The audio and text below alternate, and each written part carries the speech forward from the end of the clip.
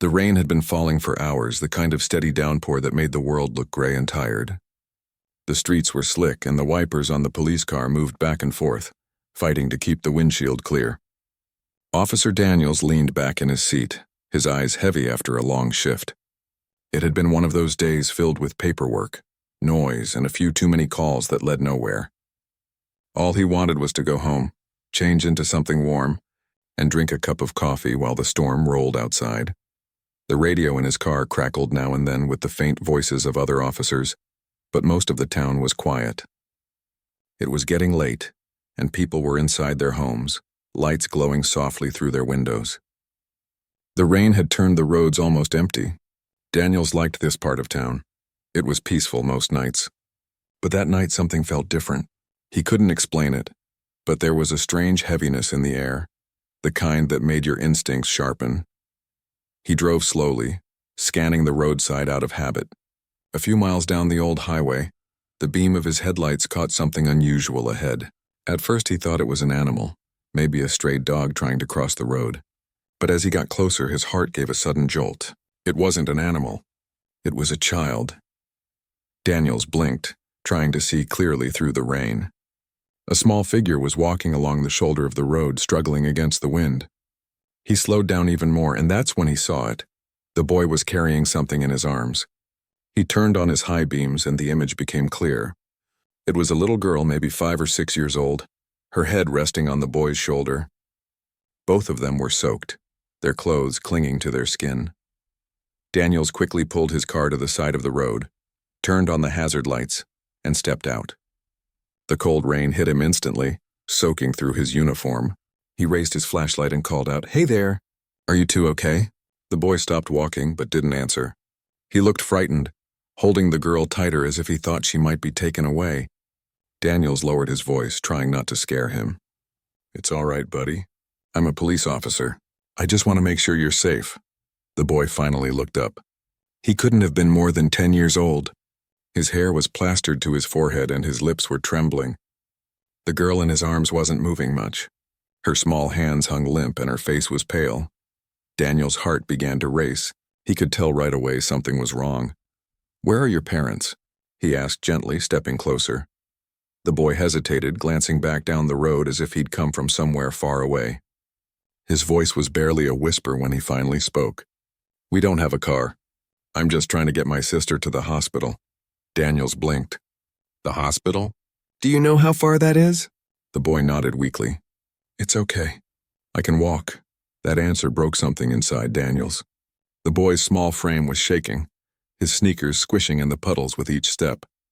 His arms were trembling from the weight of the girl, yet he refused to set her down. Daniels could see the determination in his eyes, pure, desperate love mixed with fear. He took a careful step closer. "Hey, you don't need to walk anymore. Let me help. I can take you both there." The boy's eyes darted to the patrol car, then back to his sister. "Are you sure?" "I'm sure," Daniels said softly. "Come on, let's get her somewhere warm." The boy hesitated only a second longer before nodding. Daniels opened the back door of the car and gently guided the boy in. The moment the boy sat down, the little girl gave a weak cough, her body trembling. Daniels quickly grabbed his jacket from the front seat and wrapped it around her small frame. "What's her name?" Daniels asked as he started the engine.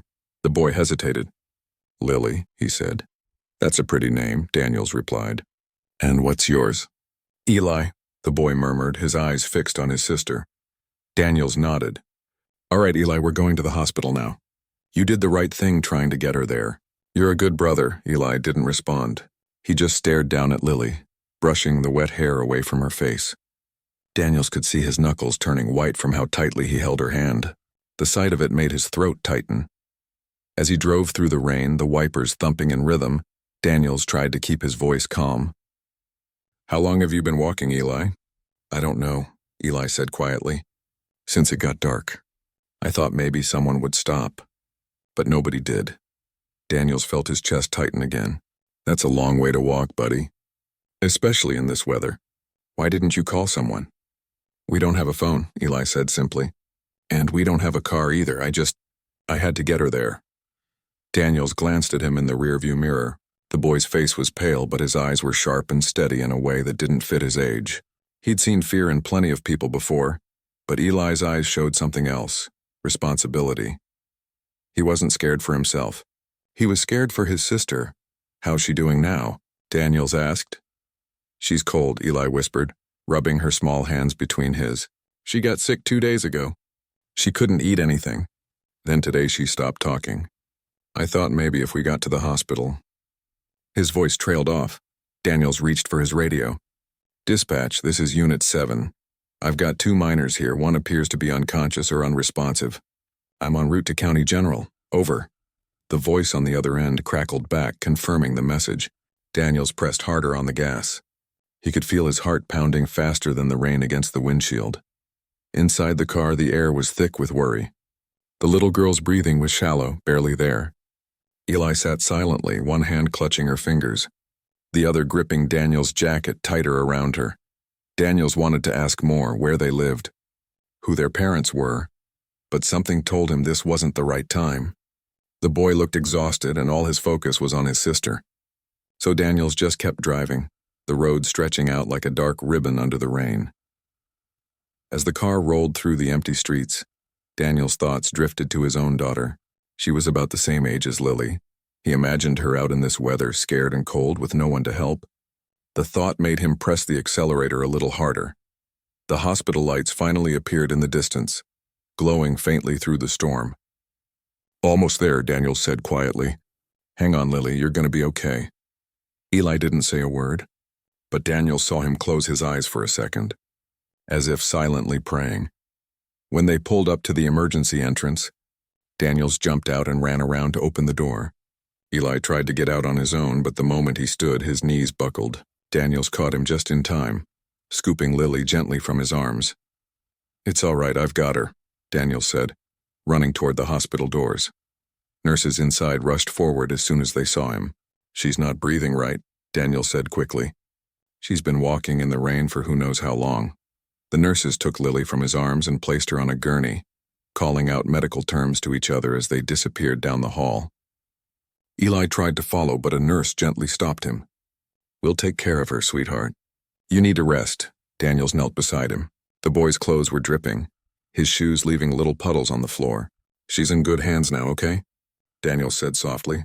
"They're going to help her." Eli nodded faintly, but his eyes stayed fixed on the hallway where his sister had been taken. "She's all I have," he whispered. Daniels felt a lump form in his throat. "We'll make sure she's all right," he said. "You did something really brave tonight. You didn't give up on her."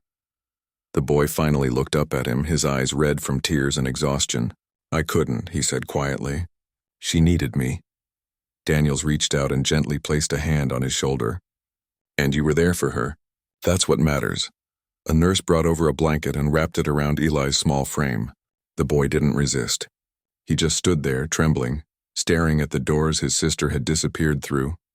Daniel stood beside him for a long moment, watching the boy's fragile figure under the harsh hospital lights. Something deep inside him told him this wasn't just a simple case of a sick child. There was more behind those tired eyes, something the boy wasn't saying yet. But for now, Daniels knew one thing for sure.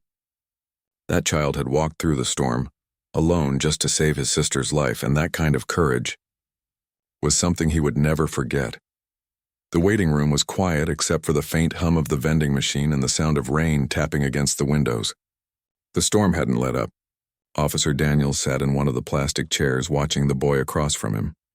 Eli sat wrapped in a hospital blanket that was far too big for him. His small hands clutched the edges, and his wet hair hung in messy strands across his forehead. His shoes were off to the side, filled with water. A nurse had brought him a cup of warm cocoa, but it sat untouched. Every few minutes, Eli's eyes would lift toward the hallway where his sister had been taken. Each time the door swung open, his head turned sharply, hoping to see her. But it was always just a nurse or doctor passing through. Daniels had seen plenty of tough moments on the job, but something about this scene tugged at him in a way he couldn't shake.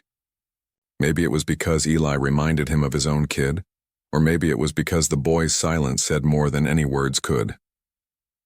After a while, Daniels stood and walked over. "Hey," he said gently, "you want to tell me a little more about your sister?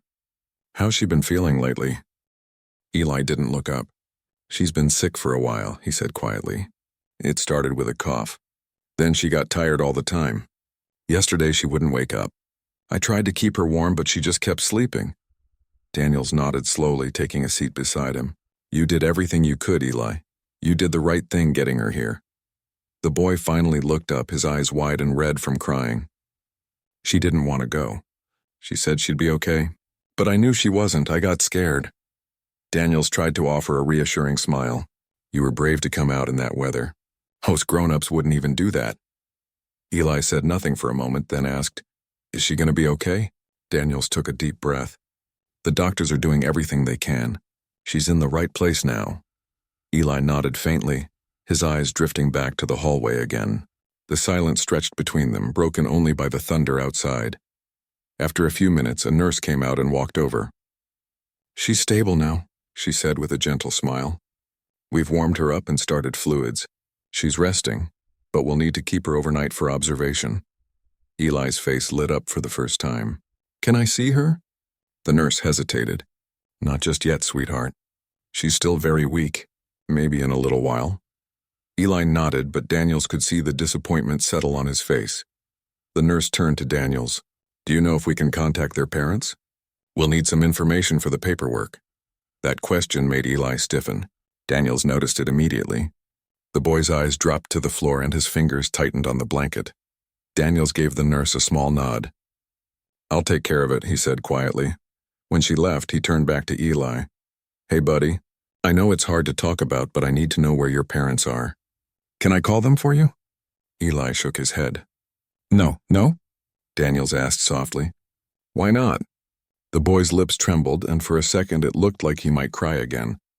But instead he whispered, They're not home. Daniels leaned back, watching him carefully.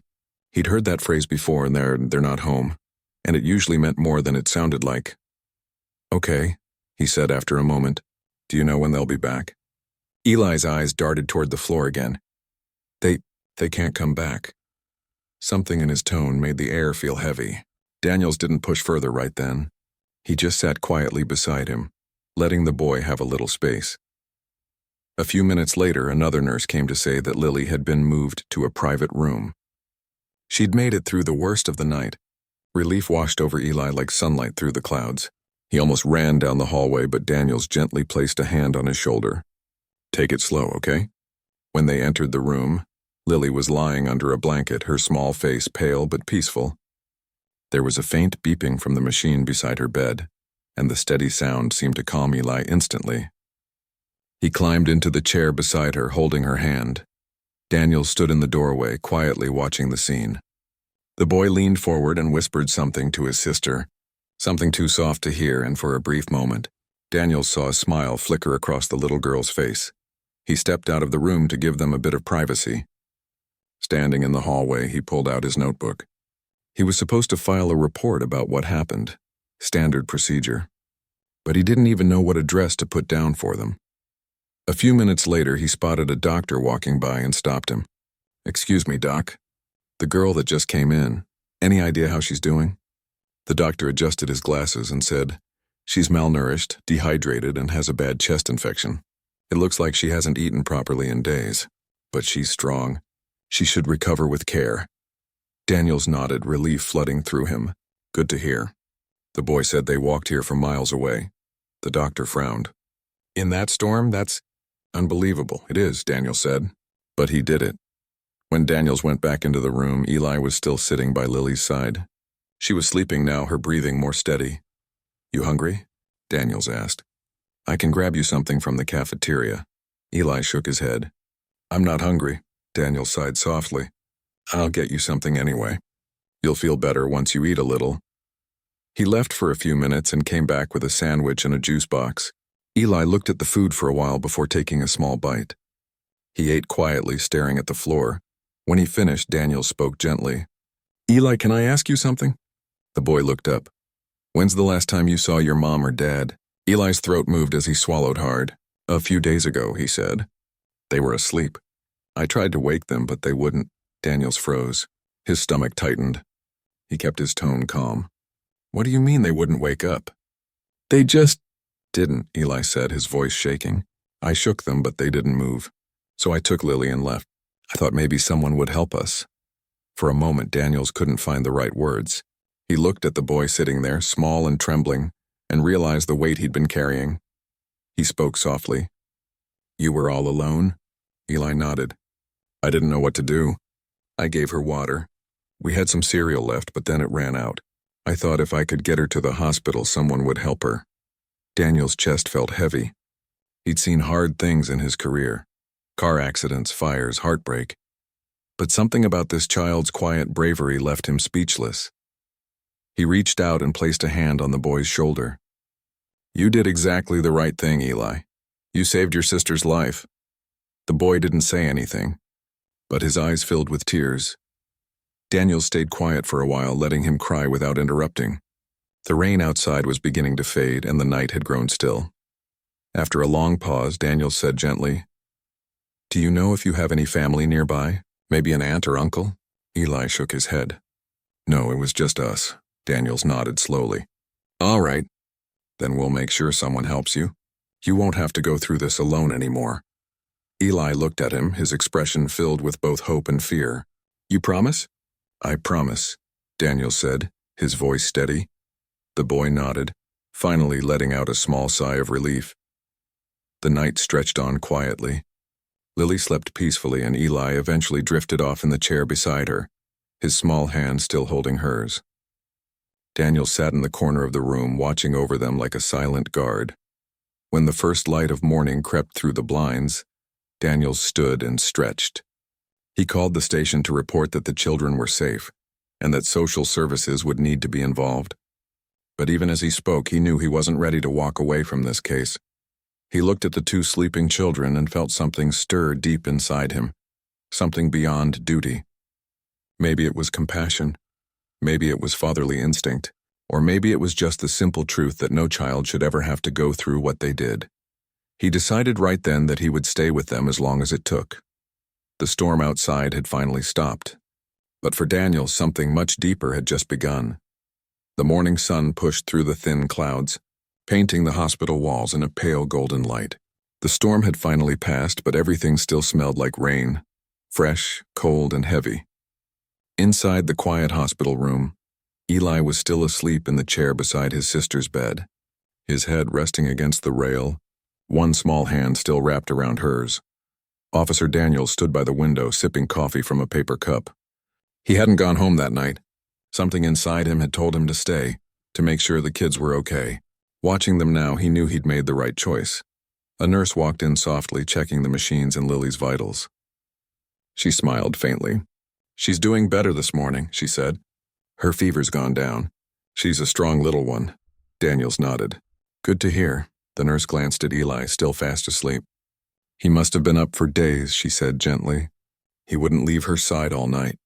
"Yeah," Daniels murmured. "He's got more courage than most adults I know." The nurse gave a soft smile and left the room. Daniel set his cup down and walked closer to the bed. Lily's cheeks had a little color now, and her breathing was deeper and steadier. She looked peaceful, the kind of peace only children have after surviving something too big for them to understand.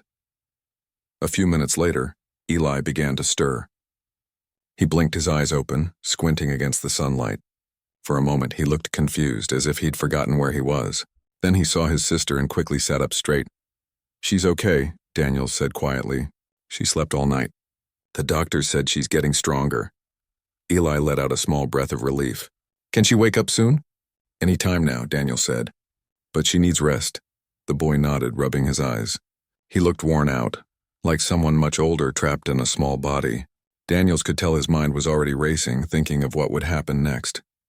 After a few moments, Daniels pulled up a chair beside him. "Eli," he said softly, "we need to talk about what's going to happen now.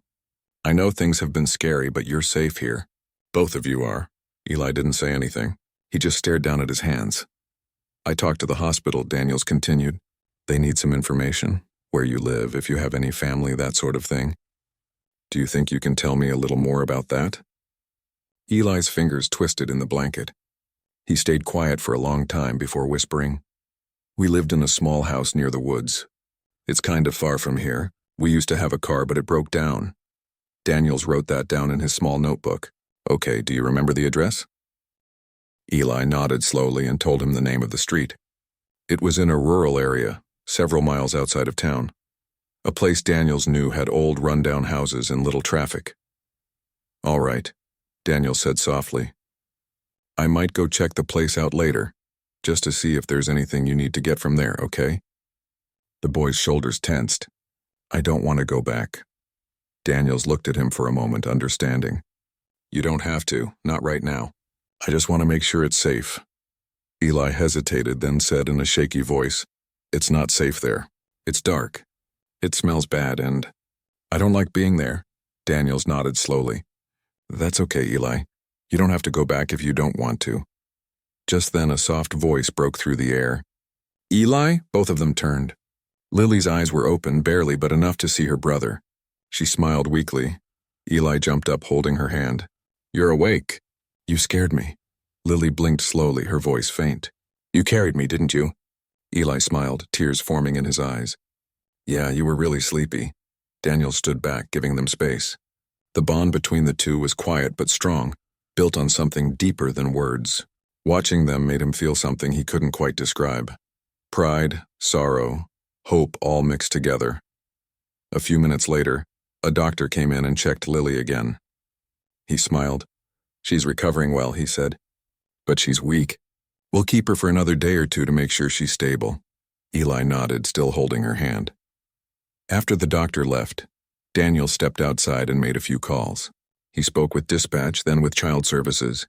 He explained the situation carefully. 2 kids found alone in the storm, no parents at home, uncertain living conditions. The woman on the other end promised to send someone that afternoon. When Daniels hung up, he didn't feel entirely at ease. He'd seen plenty of cases where kids ended up lost in the system. He didn't want that for these 2. Something told him they deserved better. He decided to drive out to the address Eli had given him. Before leaving, he told Eli, "I'm just going to check your house, okay? I'll be back soon. You stay here with your sister." Eli looked nervous. "Are you sure?" "I'm sure," Daniel said. "I just want to make sure it's safe." "You don't have to worry." The drive took about 20 minutes. The farther he went, the narrower the road became. The woods thickened on both sides, the trees heavy with water from the rain. Finally, he reached a small dirt lane that led to a lonely house set back from the road.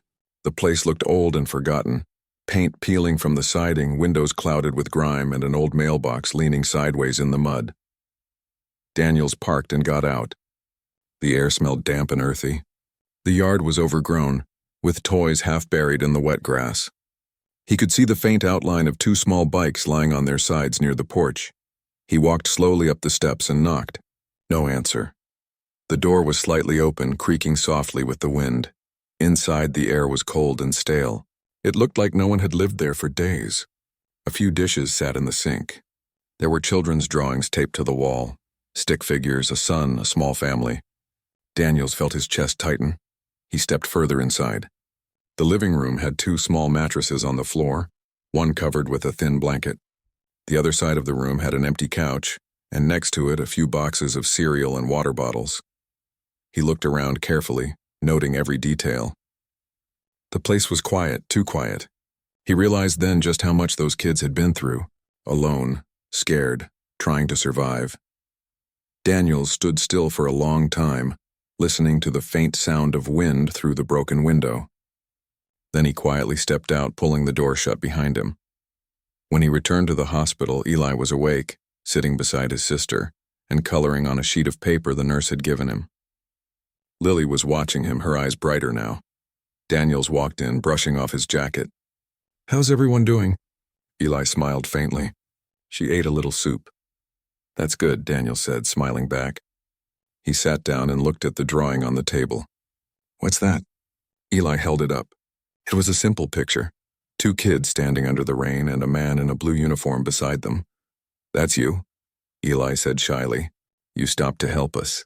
Daniels felt a lump rise in his throat. "That's a pretty good drawing," he said softly. Lily smiled too, her voice still weak. "He's our hero," Daniels chuckled softly. "I don't know about hero. I just did what anyone would do." But deep down he knew not everyone would have stopped that night. And that thought made him feel even more protective of them. Later that afternoon, a woman from Child Services arrived.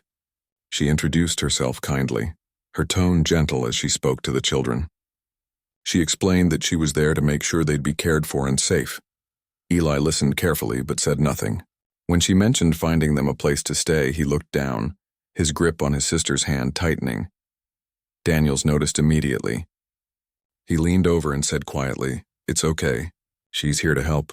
The woman smiled softly. "You two are very brave," she said. "You've been through a lot, but we'll make sure you're safe now." Eli nodded slowly, still unsure. After she left the room to handle paperwork, Daniel sat beside them again. "You'll be okay," he said quietly. "I'll make sure of it." Eli looked up at him. "Will you come visit us?" Daniel smiled. "You bet I will." The boy's face relaxed for the first time since they'd met. As the evening light dimmed, Daniel stood by the window again, looking out at the fading sky. The rain had stopped completely now, leaving the world washed clean. He turned back toward the two children, who were now asleep again side by side, the little girl curled under a blanket, her brother's hand resting protectively over hers. In that quiet hospital room, Daniels realized something that made his heart ache a little. He'd spent years chasing criminals, writing reports, and trying to fix the broken parts of the world. But in all that time, he'd never seen anything as pure as what he'd witnessed in those two.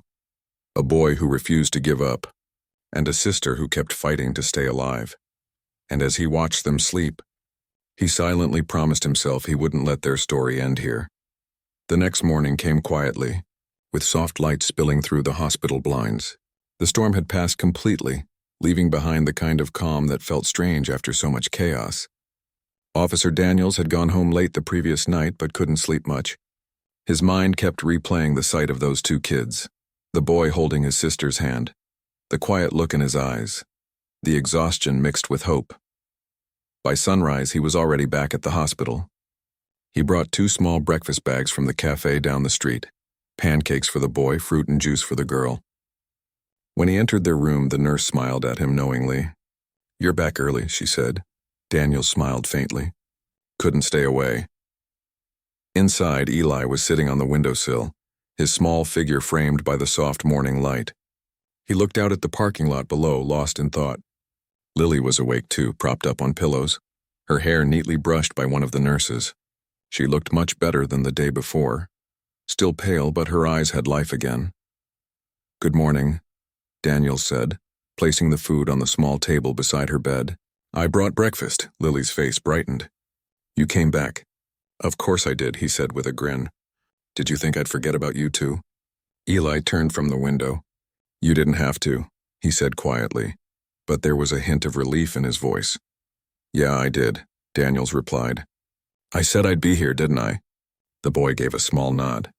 Lily reached for the juice box and took a sip, her small hand still shaky. Daniels watched her with a mix of pride and sadness. She was recovering fast, but he knew the road ahead wouldn't be easy for either of them.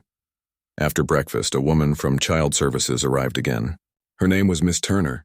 She carried a folder full of papers and spoke gently, explaining things in a calm voice.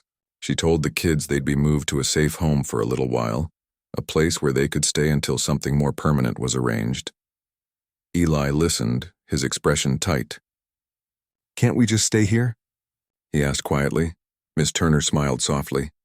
"I wish you could, sweetheart, but hospitals are for people who need care. Once your sister is well enough to leave, we'll make sure you're both in a comfortable place. You'll have warm beds, food, and people who will take care of you." Eli didn't answer. He looked down at his sister instead, and Daniels could see the worry behind his eyes. After Miss Turner left to make phone calls, Daniels sat beside him. "You don't like the sound of that, huh?" Eli shrugged. "I just don't know them. What if they don't let me see her?" Daniels shook his head. "They'll keep you together. That's how it works. And I'll make sure of it." Eli looked up at him. "You promise again?" Daniels smiled gently. "I promise." There was something about that word, promise, that hit Daniels harder than he expected. Maybe because he knew how often promises in the real world got broken. But not this time. Not with these two. Later that afternoon, Daniels met Miss Turner in the hallway. She told him they'd found a foster family willing to take both children. The family lived a few towns over, a kind older couple with grown kids of their own. They had a small farm and a quiet life, the kind of stability the children needed. "That sounds good," Daniel said. "They'll be safe there?" "They will," she said. "But it'll take a few days to process everything. Until then, the hospital's letting them stay here." Daniels nodded, but he still felt uneasy. Something inside him kept saying these kids needed more than just safety.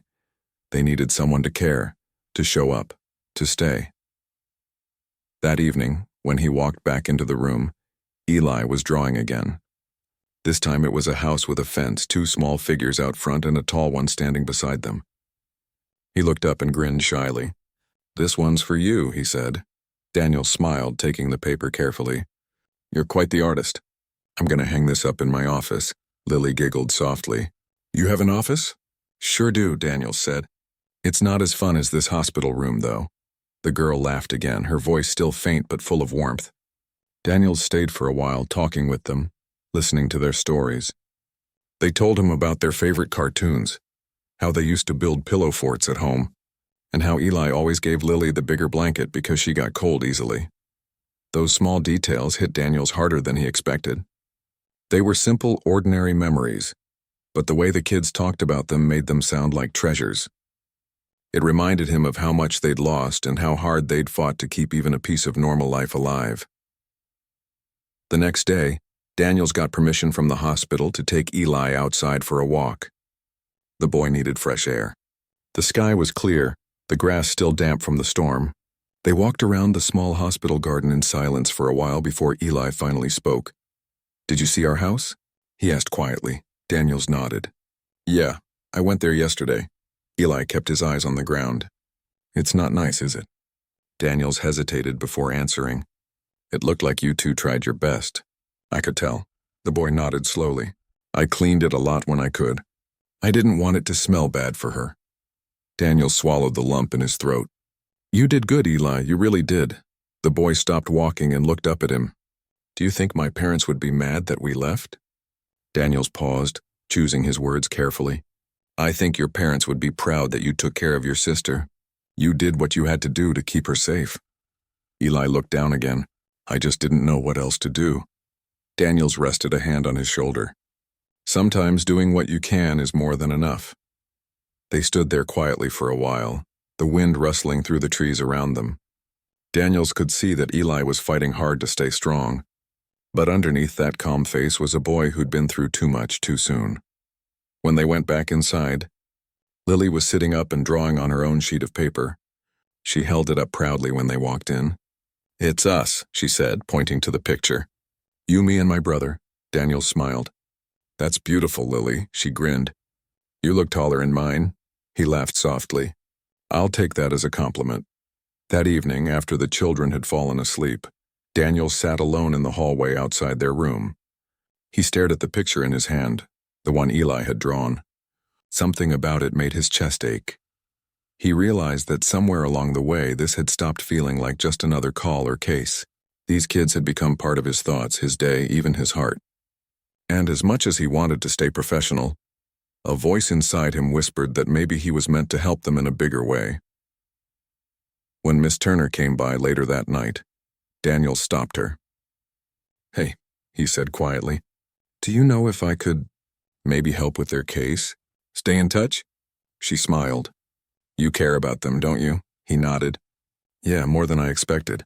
She nodded slowly. "I'll note it down. They'll need all the familiar faces they can get." That night, as Daniels drove home, the rain clouds began to gather again, but this time it was just a light drizzle, the kind that felt calm, not stormy.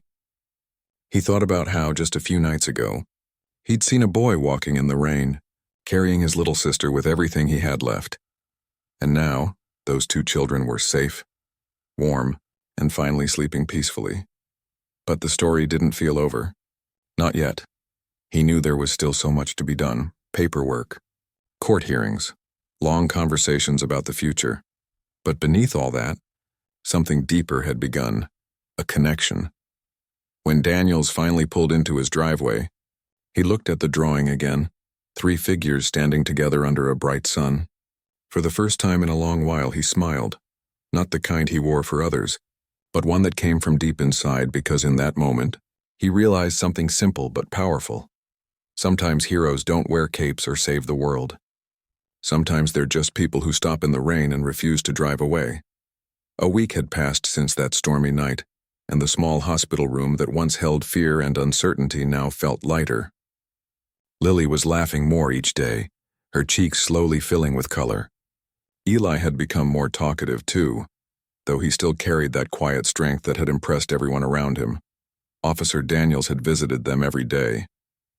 He brought them small gifts, coloring books, warm socks, even a tiny stuffed bear that Lily named Sunny. He didn't know why he kept showing up, but he couldn't stop himself. Something about these two children felt different. Maybe it was because they reminded him of what truly mattered.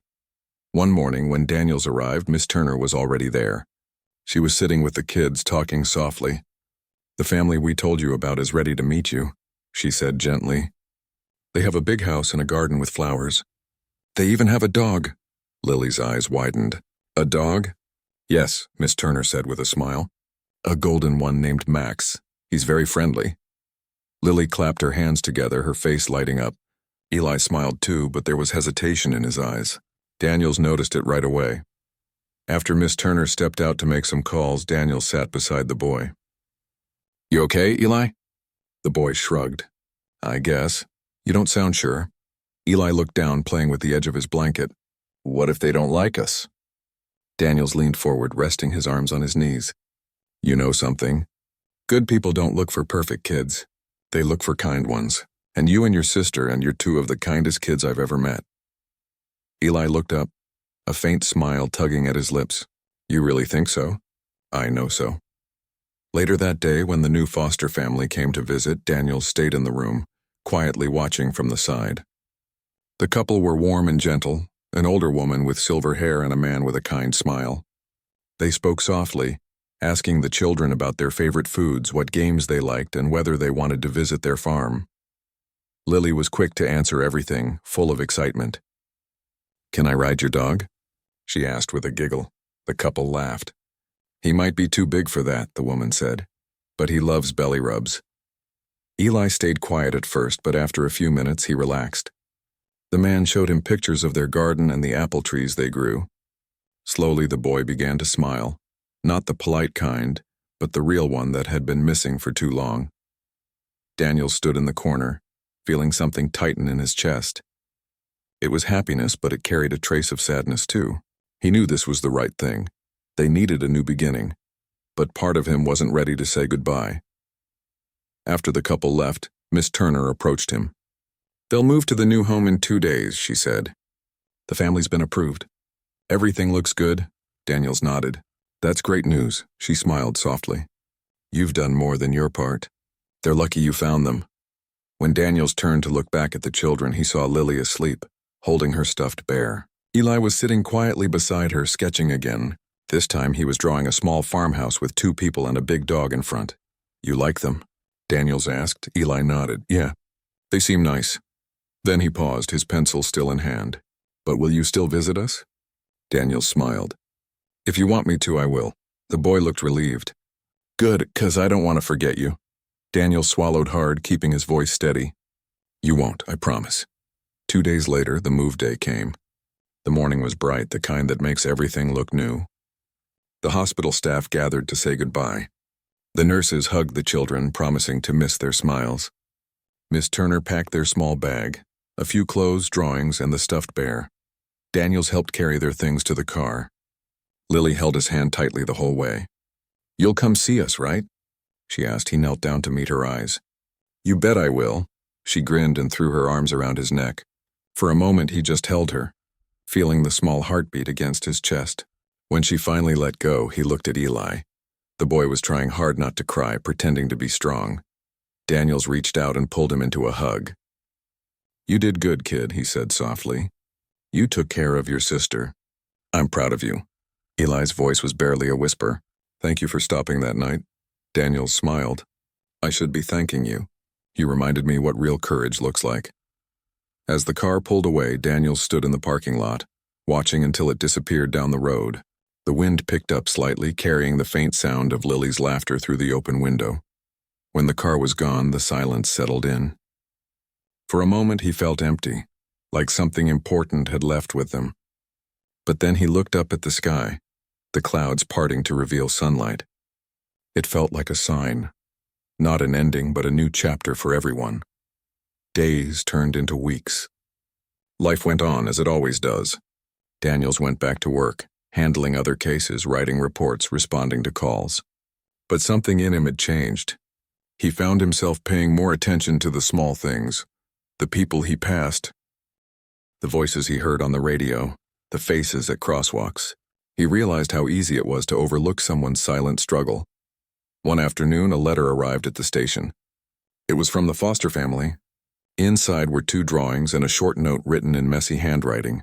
The note read, "Dear officer, we love it here. The people are nice and Max lets us play with him every day. We have our own room and we help feed the chickens. Lily likes the flowers. I help in the garden. We miss you but we're happy. From Eli." Below that was a smaller line in bright pink marker. "Sonny says hi. Lily." Daniel smiled, feeling a warmth spread through his chest.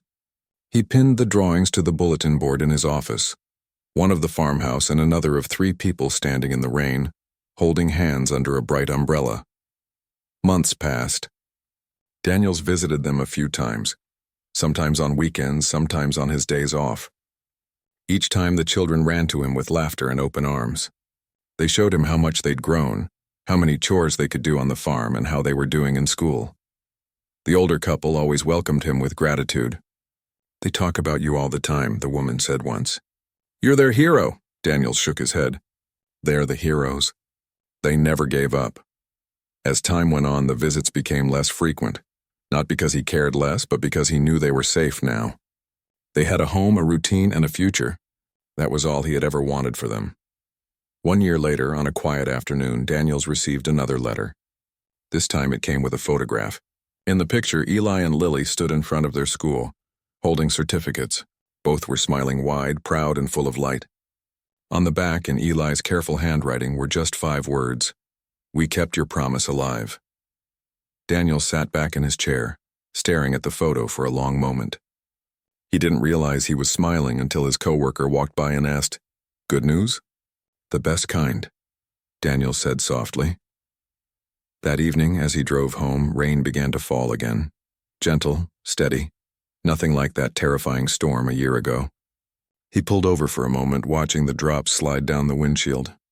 He thought about how far those 2 kids had come, how something so heartbreaking had led to something so beautiful. He took a deep breath and whispered to himself, "Sometimes the hardest nights lead to the brightest mornings." When he got home, he hung the new photo beside the drawing Eli had made months ago, the one of 3 figures under the rain. Now it felt complete. He turned off the light, took one last look at the pictures, and smiled. Because in the end, what had started as a cold, rainy night on an empty road had become a story of courage, kindness, and second chances, a reminder that sometimes the smallest act of compassion can change more than one life forever. And somewhere, far from that lonely stretch of road, 2 children were sleeping peacefully, dreaming not of fear or loss but of sunshine, laughter, and the promise that they were never truly alone again.